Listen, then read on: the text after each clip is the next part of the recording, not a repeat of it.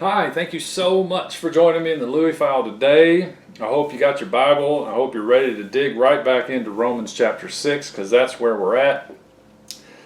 I think we left off around verse 14 last time, but as I do a lot of times, I'd like to read that verse to continue on with the thought here. So in Romans 6, verse 14, it says, "For sin shall not be master over you, for you are not under law, but under grace." Well, I think if I remember correctly, we talked a little bit about how, like in 1 Corinthians 15:56, that sin gets its power by the law. So the demand of the law provokes the spirit of error inside of us, Mr. Sin, and either it provokes us to try and do better, or it just provokes us to give up and say, "Well, I'm just gonna give in to the sin." I mean, sin can be you independently trying to do good, or it can be you just simply doing what you know is wrong. Sin kind of comes out on both sides of this equation here. Ultimately, it comes from believing a lie, and that is that you can be as God, you are independent, and you can make your own way, make up your own mind, do your own thing. Well, the next several verses here makes that very clear that's not true. Paul uses the term slave, and it's very intentional here. So let me read. We're going to read Romans 6, verse 15 through 19. Then we're going to back up and we'll look at it a little closer. "What then? Shall we sin because we are not under law but under grace? May it never be. Do you not know that when you present yourselves to someone as slaves for obedience, you are slaves of the one whom you obey, either of sin resulting in death or of obedience resulting in righteousness? But thanks be to God that though you were slaves of sin, you became obedient from the heart to that form of teaching to which you were committed, and having been freed from sin, you became slaves of righteousness. I am speaking in human terms because of the weakness of your flesh. For just as you presented your members as slaves to impurity and to lawlessness, resulting in further lawlessness, so now present your members as slaves to righteousness, resulting in sanctification." All right, so we got a lot to look at here. I like how Paul does this. You know, back in Romans 5, the end of Romans 5, he says that where sin abounds, grace abounds that much more. So in Romans 6, he starts off with the question, well, what shall we say then? Are we continue in sin that grace may abound? And he goes, no, and he makes the case that you've died to sin. Well, now he gets in Romans 6:15, he says, well, shall we sin because we're not under law? Should being out from under law give us a license, as people say, to sin because grace is there to cover it? So it's the similar question, but now he's starting to focus on law. He already dealt with dead to sin. He's going to move us into chapter 7 into the fact that we not only died to sin, but we died to law. But we don't want to get too far ahead of ourselves. So he's saying in Romans 6:16 that when you present yourselves to someone as a slave, you're the slave of the one that you obey. So essentially he's making the point here that we are a slave. That is not the question whether you can or shouldn't be a slave. You are a slave. The question is, who is your master? You know, the old Bob Dylan song had it right. He said you're going to have to serve somebody. Whether it's the devil or whether it's the Lord, you're going to have to serve somebody. So here we have that put in front of us. Slave to sin, slave to the spirit of error, the prince of the power of the air, right? The slave of Satan, essentially, is what he's saying, or a slave to righteousness, and we know that Jesus Christ is Mr. Righteous. So this is what's laid out before us. So then we have to, let's look in Romans 6:16. "Do you not know that when you present yourselves to someone as slaves for obedience, you're slaves to the one whom you obey?" So now we got to think about the word obedience. What does it mean when the Bible talks about obedience? Now the first thought is you have 10 commandments and you're supposed to obey them. Do not lie, do not steal, do not commit adultery. That would be right in one sense, but let's look at this in the way that Paul defines this in this very letter to the Romans. If you look in Romans 1, verse 5, he says, "Through whom we have received grace and apostleship to bring about the obedience of faith among all the Gentiles for his name's sake." And then if you look at the very last chapter of Romans, Romans 16, verse 26, it says, "But now is manifested, and by the scriptures of the prophets, according to the commandment of the eternal God, has been made known to all the nations, leading to obedience of faith." So when we think about faith as obedience, obedience as being faith, what does that mean? Well, what is faith? Faith is receiving, essentially, if you boil it all down, I think. Now, if you look way back, let's just do it this way. And first of all, Romans 4, Paul uses Abram or Abraham as an example of faith. And then later, also in Galatians, he brings up Abraham again. So anytime we want to think about faith, and then we look back to Abraham.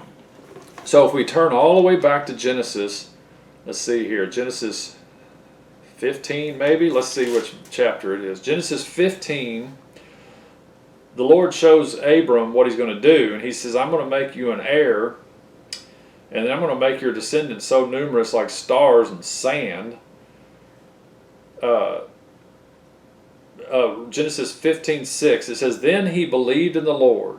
So Abraham believed God, and he reckoned it to him as righteousness. So Abraham believed God, that's faith, believed God, and he was reckoned as righteous. So then that brings up the idea, well, isn't that the goal? Isn't that the point? Righteousness, see, we're in Romans 6:16, it says, "Do you not know that when you present yourselves to someone as slaves for obedience, you are slaves of the one whom you obey, the one that you receive, the one that you believe into, either of sin, resulting in death, or of obedience resulting in righteousness." Oh, so this obedience he's talking about results in righteousness. Abraham believed God, and God says that makes you righteous. So what is this really saying?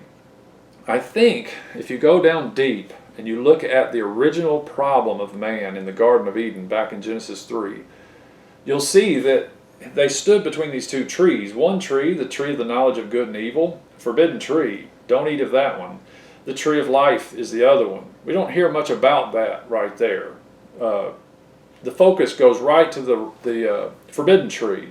And what is the forbidden tree there going to do according to the serpent? Well, the serpent says, "The day you eat of this, your eyes will be open, and you will be as God." Wow. So believing a lie causes the separation and the fall of man, and that sin enters into the equation and brings in death. Fast forward to Genesis 15, God's showing Abraham all these stars in the sand, and he's going, "This is going to be your descendants." And right then, he's offering Abraham something that Abraham himself can't make happen.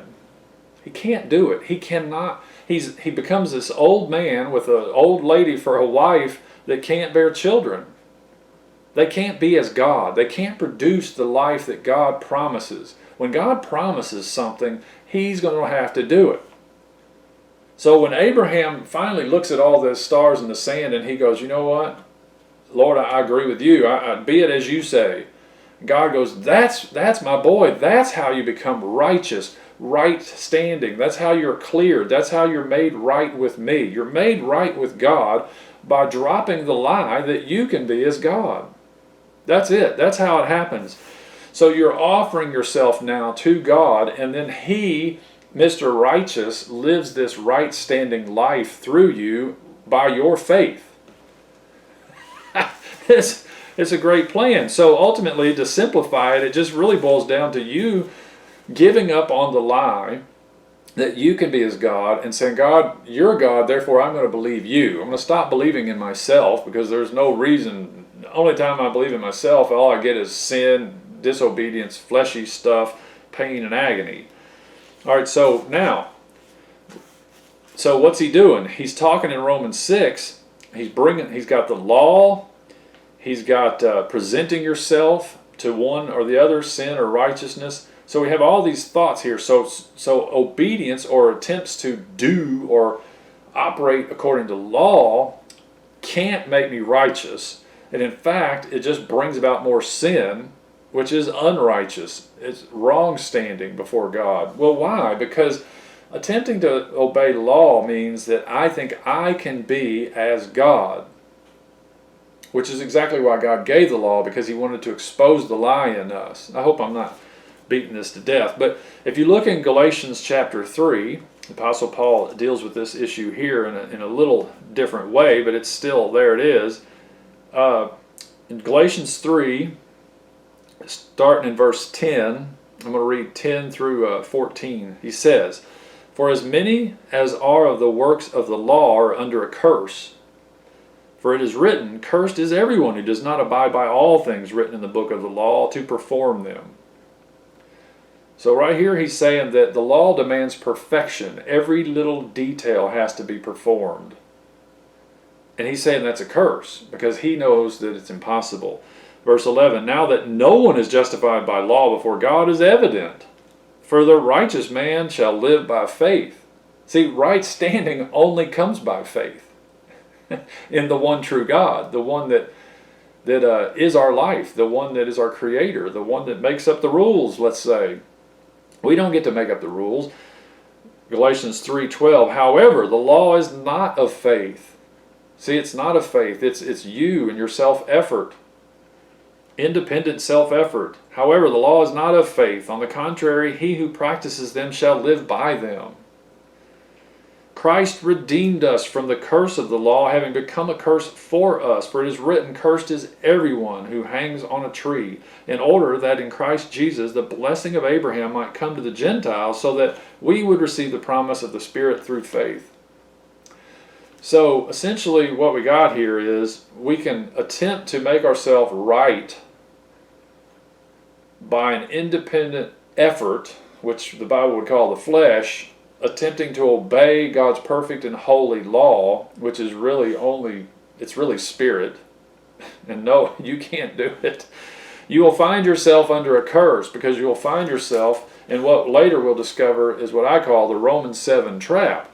Trying to do what the law says, finding yourself failing, trying to do it some more, doubling down, doing some push-ups, trying some more, failing some more, trying some more, failing some more, and it becomes a curse. It becomes this vicious tail-chasing equation that you can't get out of, because it's a curse. And the only way out is through Christ, because Christ became the curse for us. He took the curse of hanging on that tree upon himself, so that we, when we put our faith in him, God says that is credited to you, just like Abraham. That death is your death, that burial is your burial, and that resurrection is your resurrection. Now walk in new life. Walk in faith, by faith in faith in Mr. Righteousness himself, and then his righteousness will manifest in your life. I will make you in right standing with me because of what Jesus Christ has done as you. He took your death. He was buried and was raised. Oh my gosh, what a wonderful plan. So, Romans 6:17, "But thanks be to God that though you were slaves of sin, you became obedient from the heart to that form of teaching to which you were committed, and having been freed from sin, you became slaves of righteousness." See, all we're really doing, the cross offers us this, the cross offers us an exchange of masters. We go from being mastered by sin to being mastered by righteousness. It removes this false, this deceptive spirit of error from us that tells us we can be our own boss, we can be our own master. That is not an offer that God offers us. Romans 6:19, "I'm speaking in human terms because of the weakness of your flesh. For just as you presented your members as slaves to impurity and to lawlessness, resulting in further lawlessness, so now present your members as slaves to righteousness, resulting in sanctification." Sanctification. Being separated, being picked out of the world system, separated, made holy for God's purposes. So as we offer ourselves to Jesus Christ, Mr. Righteousness, as his slave, as his obedient slave, his faithful slave, he sets us apart and makes us right with God, makes us holy, justifies us, forgives us, redeems us. He makes us in right standing with God himself by our faith in what he's done and what he's about. Mr. Righteous himself. Thank God for him. All right. I hope this has helped you today, and I hope you'll join me on the next installment of the Louie File, where we will be looking into Romans 6, starting in verse 20. Until then, keep on keeping on. Tell your friends about the Louie File if this has helped you. I pray that it has. I'll see you next time.